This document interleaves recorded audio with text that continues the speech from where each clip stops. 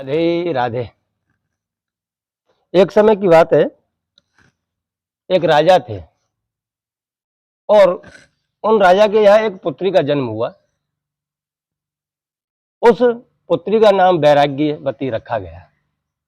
अब वैराग्यवती क्यों रखा गया? क्योंकि वो बचपन से ही वैराग्य की बातें किया करती थी, कथाएं करती, भगवान की सेवा पूजा करती, जितना हो सके 24 घंटे वो वैराग्य में ही लगी रहती। राजा को थोड़ा संकोच होता था कि मेरी पुत्री है और पुत्री वैरागी की बातें करती है। अधिकतर चलो कोई बात नहीं, इसके लिए यहाँ पे मंदिर बनवा देते हैं, आश्रम बना देते हैं, तो उसमें रहेगी तो अपनी सेवा पूजा करती रहेगी। फिर भी पर वो बच्ची है वो मानती नहीं। चलता गया, थोड़ी बड़ी हो गई, वैराग्यवती सभी सहेलियों को बिठा करके मार कथाएं प्रवचन किया करे। तो उतने में क्या था कि एक दिन राजा के महल में एक चोर आ गया और वो चोर चोरी करने के लिए जैसे ही अंदर महल में प्रवेश किया तो जहां राजकुमारी रहती थी, वैराग्यवती रहती थी, उसी के पीछे जाके छुप गया मकान के। और वहां पर रात को विचार कर रहा था कि अब मैं चोरी करूंगा तो थोड़ा लेट करूंगा। इतने में देखा तो वैराग्यवती वहां पे कथा प्रसंग कर रही थी और उसका सुना प्रवचन सखियों के साथ में। तो चोर ने कहा कि अब ऐसे तो यह चोरी नहीं होगी, क्योंकि ये तो रात पूरी हो गई, इसके लिए कुछ और आयोजन करना पड़ेगा। चोर चले गए। अब चोर के जाने के बाद में फिर वो सुबह आया, लेकिन साधु के भेष में आया, क्योंकि उसको पता चल गया कि यहां पर ऐसे दाल नहीं गलेगी। तो वो सीधा वैराग्यवती के यहां गया महल में, सीताराम बोला। तो बोलने के बाद में वो वैराग्यवती आई, उसने अपने हिसाब से उनका आदर सत्कार किया और आदर सत्कार करने के बाद आसन दिया। आसन देने के बाद में वो पूछा कि महाराज अब कोई मेरे लायक कोई सेवा हो तो बताओ। तो वो तो खैर एक चोर था जो खाली लूटने के लिए आया था। उसने उसकी बातों को माया जाल फैलाया और माया जाल फैलाने के बाद में उसको बोला कि पुत्री, मुझे लगता है तेरा कोई गुरु नहीं है, और निगुरा जो होता है उसके हाथ का जल भी नहीं पी सकते हैं। इसलिए पहले कहीं जाकर के गुरु कीजिए, अपने जीवन में गुरु की शुरुआत कीजिए।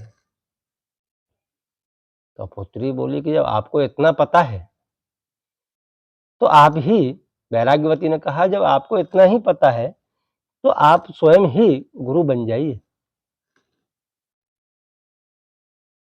तो वो साधु रूप में चोर जो था उसने बोला कि चलो कोई बात नहीं, हम बन जाते हैं, लेकिन इसके लिए आपको ये घर बार सब त्यागना पड़ेगा। हाँ, थोड़ी जो भी इच्छा पूर्ति हो वो ले सकते हो, लेकिन आपको यहां से जंगल में जाना पड़ेगा, वहां जाकर के आश्रम बनाना पड़ेगा। तो वैराग्यवती बोली कि कोई बात नहीं प्रभु, चलो आप जैसा कहोगे ऐसा मैं करूंगी। गया, वैराग्यवती ने थोड़ा धन अर्चित किया और निकल गए। जब वो जंगल में पहुंच गए तब चोर के रूप में साधु बना हुआ वह पुरुष उसको बोला कि इस पूरी संपत्ति को तुम एक पोटली में बांध करके रखो। तो वैराग्यवती ने वो पूरी संपत्ति उसके एक पोटली में बांध दी और बांधने के बाद में उस पुरुष ने बोला, चोर ने, कि अब हम आपको बंधन में बांध देते हैं। तो बैराग्यवती को वहां पर एक पेड़ से बांध दिया, और पेड़ से बांधने के बाद में वो बैराग्यवती को बोल गया कि जब तक मैं आकर के तेरे बंधन ना खोलूं तब तक तू बंधी रहना। कि ठीक है। अब चोर तो संपत्ति लेकर के चला गया, और संपत्ति लेकर के चला गया तो बैराग्यवती बेचारी बंधी रही। एक दिन हुआ, 2 दिन हुआ, राजा को थोड़ी चिंता हुई कि मेरी पुत्री कहाँ गई। तो घोड़ा लेकर के राजा ढूंढने के लिए निकला। तो एक जंगल में जाकर के एक पेड़ से बंधी हुई बैराग्यवती को देखा, और बैराग्यवती से बोला कि पुत्री ये क्या हाल बना दिया आपने, चलो मैं आपके बंधन खोल देता हूं और घर चलो। तब बैराग्यवती ने अपने पिता को जवाब दिया कि नहीं पिताश्री, मुझे मेरे गुरु ने बांधा है, इसलिए इस बंधन को आप मत खोलो, तो मैं आपको खोलने भी नहीं दूंगी, क्योंकि गुरु का बंधन है। इस गुरु के बंधन को कोई नहीं खोल सकता। हताश निराश होकर के गुरु वहां से चला, उनके पिता वहां से चले गए कि पुत्री ने खोलने नहीं दिया।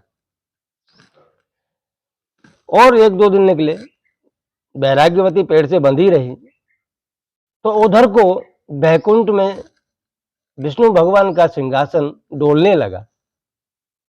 अब विष्णु भगवान का सिंहासन डोलने लगा तो विष्णु भगवान ने नारद जी से बोला, नारद जी ये कौन है, इतनी बड़ी तपस्या कौन कर रहा है जिसके कारण से मेरा सिंहासन डोल रहा है।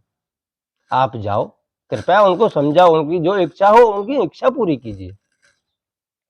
नारद जी गए पृथ्वीलोक में, और पृथ्वीलोक में पहुंच करके उन्होंने देखा तो बैराग्यवती पेड़ से बंधी हुई है। उन्हीं के प्रताप से विष्णु भगवान का सिंहासन डोल रहा है।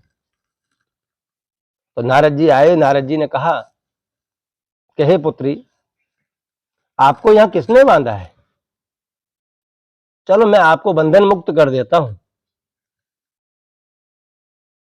नारद जी ने बोलने के बाद में बैराग्यवती ने जवाब दिया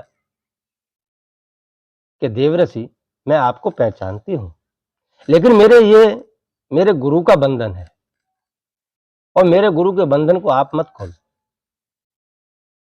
तो नारद जी ने बोला कि वो तेरा गुरु नहीं था, वो एक चोर था, आपको ऐसे ही लूट करके चला गया बांध करके। लेकिन बैराग्यवती अपने संकल्प के ऊपर अड़ग खड़ी रही और बोली कि नहीं, गुरु कैसा भी था पर था मेरा गुरु। आज उसी का प्रताप है कि 4 दिन के अंदर अंदर आपको दर्शन देने आना पड़ा।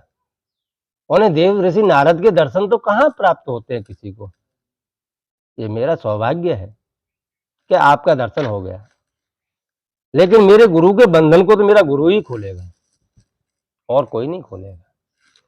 नारद जी भी हताश होकर के चले गए। जाकर के विष्णु भगवान को बोला कि वो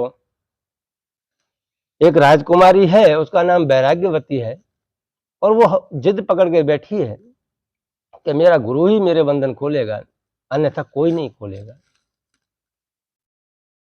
तो विष्णु भगवान बोला कि चलो आपसे नहीं समझी तो हम जाके समझाते हैं। तो विष्णु भगवान और नारद दोनों आके प्रकट हुए और बैराग्यवती से बोला, पुत्री, आपको नारद जी ने भी समझाया था और मैं भी समझा रहा हूं। मैं स्वयं विष्णु हूं और आपके बंधन मुक्त कर देता हूं। तो बैराग्यवती ने बोला कि प्रभु, आप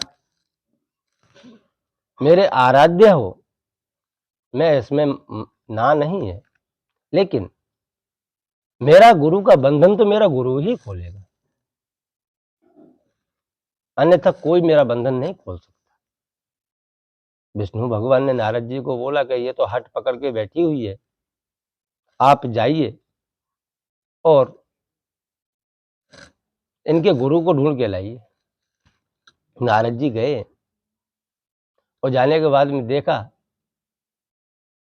कि वो चोर तो वहां पे कहीं किसी घर के पीछे खड़ा हुआ सेंध मार रहा था चोरी की। तो नारद जी बोले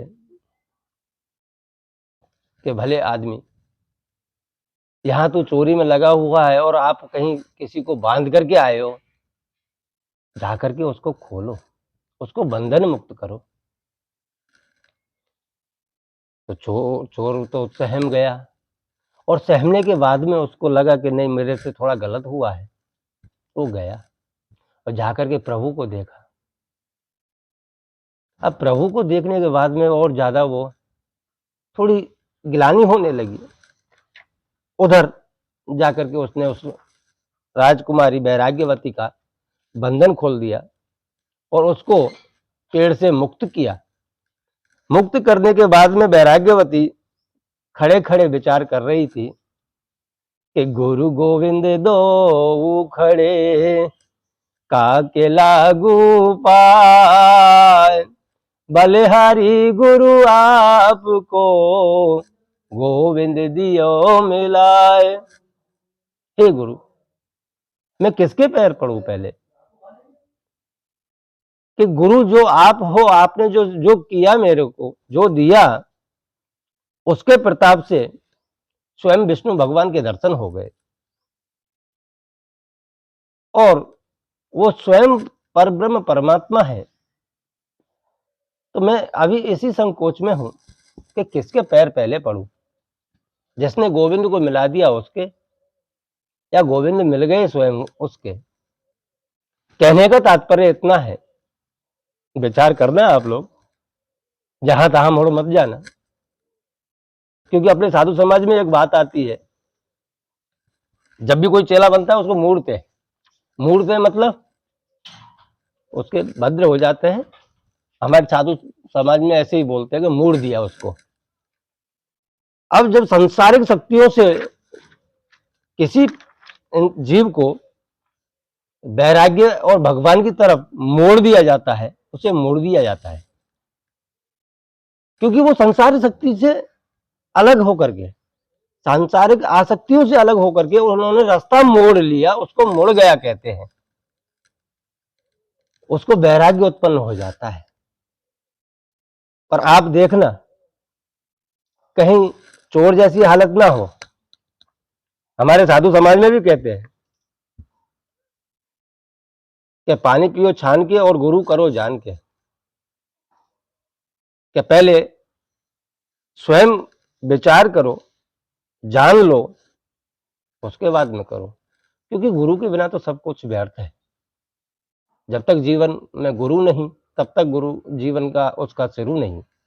उसका जीवन तभी शुरू होता है जब तक उसके जीवन में कोई गुरु नहीं आता। एग्जाम्पल बहुत है, एक नहीं है। वाल्मीकि जैसे थे, उनको भी गुरु मिला तो उन्होंने भी बार इतिहास बना दिया स्वयं का। क्योंकि जिसके जीवन में आता है और ये स्वयं संपूर्ण भाव से उसको भजता है, बताए हुए मार्ग पर गुरु के पे चलता है, उसी को ही सर्व कुछ प्राप्त होता है। अन्यथा 4 दिन की चांदनी फिर अंधेरी रात है। क्या हमारे जीवन में 4 दिन की चांदनी आए, ऐसा भी नहीं करना चाहिए। अंधकार को मिटाने के लिए तो हमेशा हमेशा के लिए ही दीपक जलाना पड़ता है।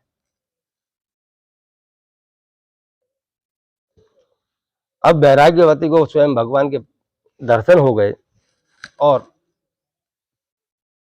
भगवान स्वयं बैकुंठ को चले गए और वैराग्यवती अपने महलों में चली गई। कहने का तात्पर्य, जीवन में सबके वैराग्य होना चाहिए, लेकिन विचार करके करना चाहिए।